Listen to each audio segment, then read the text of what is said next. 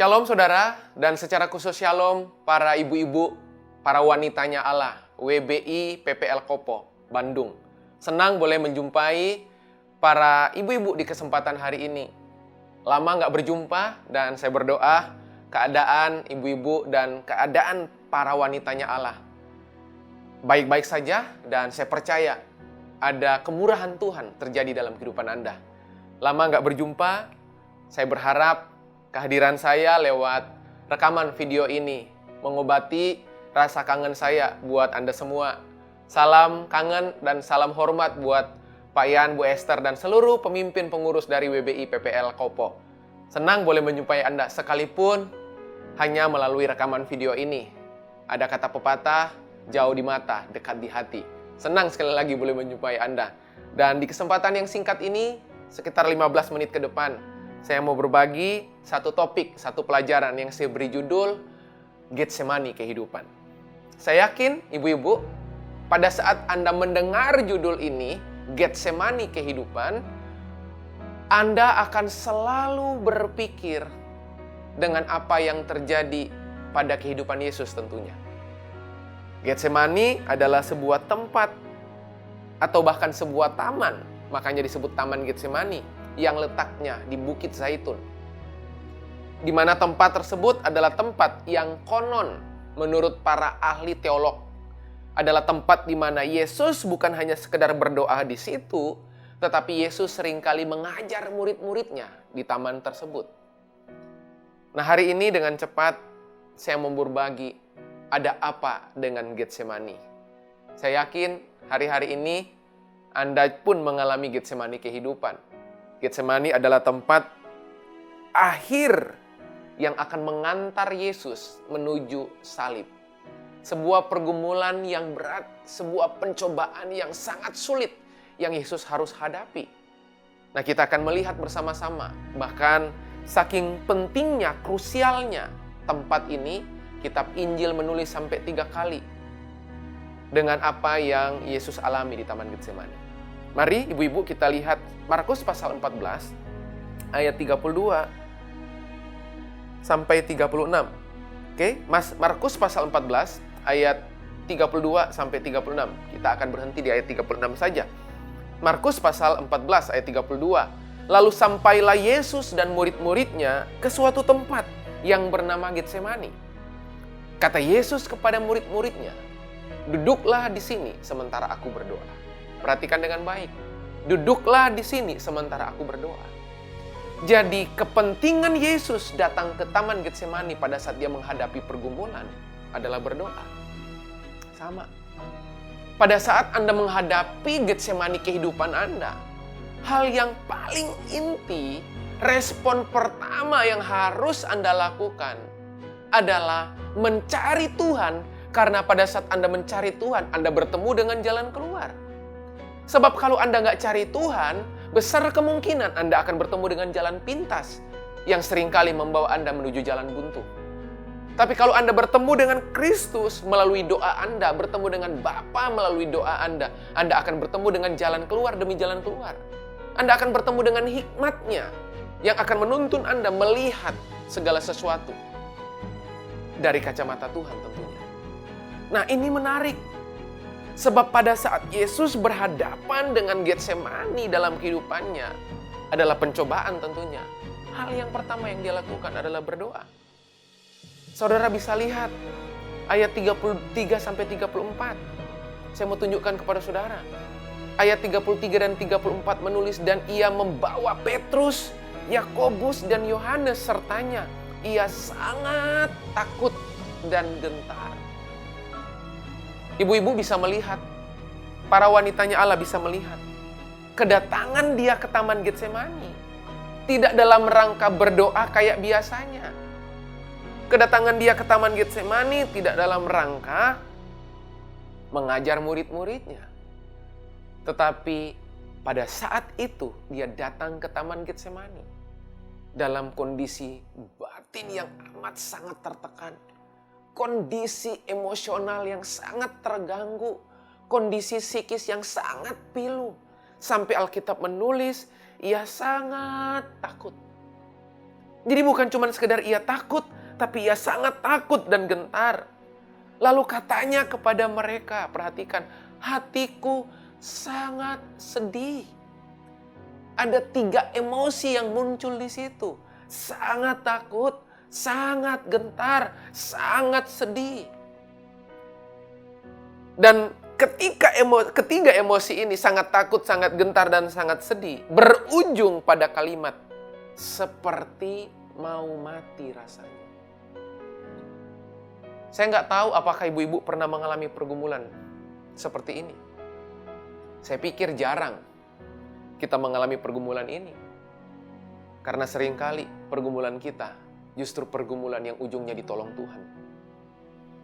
Tapi yang satu ini, semua pergumulannya dia tahu bahwa cara Bapaknya menolong dia justru ada di salib.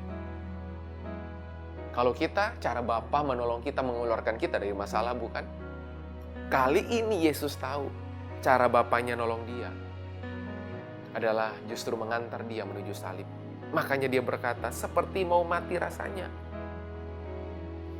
Tinggallah di sini dan berjaga-jagalah.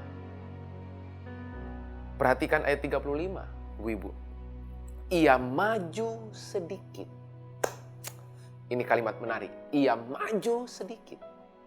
Berarti waktu Yesus bertemu dengan Getsemani kehidupan seperti di awal yang tadi saya katakan, hal yang krusial, yang penting yang harus Anda lakukan sebagai respon spontan Anda, respon atau refleks Anda, harusnya bukan panik, harusnya bukan takut seperti sebelumnya, tetapi Yesus hadapi sekalipun dengan rasa takut dan gentar, dia sangat sedih, tapi yang dia lakukan adalah dia berdoa.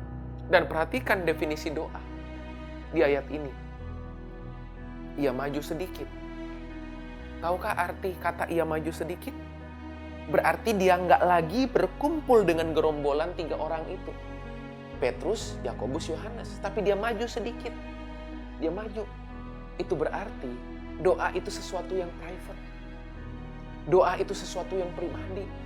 Waktu Anda ngalamin pergumulan, harusnya Anda menjumpai Tuhan di waktu-waktu terbaikmu. Anda jumpai Tuhan lewat jam-jam doamu.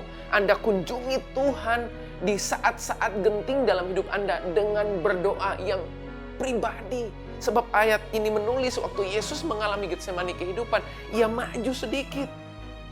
Bahkan bukan cuma ia maju sedikit. Ayat 35 menulis, ia maju sedikit, merebahkan diri ke tanah dan berdoa. Wow. Tradisi orang Yahudi pada masa itu. Kalau sampai ada orang yang datang berdoa dan merebahkan diri ke tanah, itu pertanda ada sebuah pergumulan yang sangat berat. Ada sebuah kondisi batin yang tergoncang. Makanya dia mencari Bapaknya. Dan dia tahu bahwa keputusan atau kehendak Bapaknya adalah mengantar dia menuju kayu salib. Saya berharap sampai di menit-menit ini, ibu-ibu menangkap, para wanitanya Tuhan menangkap pesan krusial ini. Bahwa waktu kita menghadapi pergumulan, persoalan, hal yang pertama yang harus kita lakukan adalah kita berdoa. Bukan melakukan hal-hal yang lain. Nah, apa arti doa yang Yesus ajarkan di ayat ini? Dengan cepat, ibu-ibu, saya berbagi. Ada 2 arti doa. Oke, pada saat Anda bergumul, pada saat Anda lagi ngalamin persoalan berat, Anda harus melihat bagaimana cara Yesus berdoa di Taman Getsemani. Yang notabene Taman Getsemani itu adalah taman yang berisi persoalan, pencobaan, pergumulan, beban berat, kesedihan yang dalam. Nah, bagaimana Yesus meresponinya dengan doa? Nah, ada 2 arti doa di ayat ini. Sekali lagi, ia maju sedikit, merebahkan diri ke tanah dan berdoa, supaya sekiranya mungkin saat itu lalu daripadanya. Perhatikan ayat 36, 2 definisi doa dari ayat 36. Katanya, ya Aba, ya Bapa, tidak ada yang mustahil bagimu. Jadi arti doa yang Yesus ajarkan dari Taman Getsemani di mana Yesus mengalami pergumulan, yang pertama arti doa, Arti doa yang pertama adalah percaya pada kuasa Tuhan.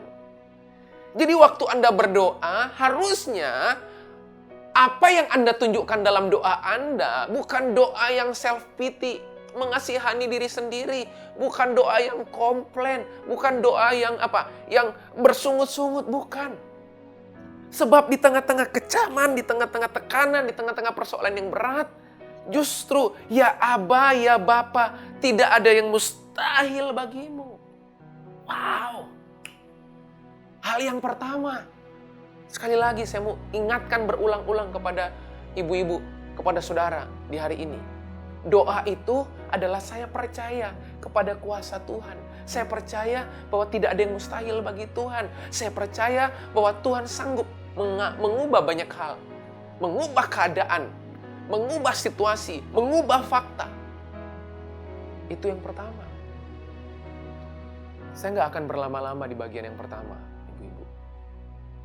Sebab saya yakin untuk bagian yang pertama, kita seringkali menghadapinya, meyakininya 100% bukan? Bahwa doa itu percaya pada kuasa Tuhan. Tapi yang menarik, kalimat berikutnya di ayat 36 bagian B, justru itulah doa, arti doa yang kedua, yang seringkali kita suka abaikan. Saya bacakan sekali lagi ayat 36, katanya, ya Aba, ya Bapa, tidak ada yang mustahil bagimu. Ambillah cawan ini daripadaku. Oke, ambillah cawan ini daripadaku. Tetapi, janganlah apa yang aku kehendaki, melainkan apa yang engkau kehendaki. Perhatikan, tetapi janganlah apa yang aku kehendaki, melainkan apa yang engkau kehendaki. Jadi arti doa yang kedua, kalau yang pertama itu percaya pada kuasa Tuhan, tapi yang kedua, arti doa adalah percaya pada kedaulatan Tuhan. Saudara, seringkali dalam kehidupan kita nggak pernah punya problem di bagian yang nomor satu. Kita selalu percaya pada kuasa Tuhan, bukan? Tapi kita seringkali gagal mempercayai kedaulatan Tuhan. Kalau yang pertama kita percaya Tuhan sanggup. Oke? Yang pertama kita percaya Tuhan sanggup, Tuhan mampu melakukan apa yang saya doakan. Sehingga tidak ada yang mustahil bagi Tuhan. Tetapi bagian yang kedua yang seringkali kita gagal. Doa punya arti, saya percaya pada apa yang menjadi kemauan Tuhan dalam hidup saya.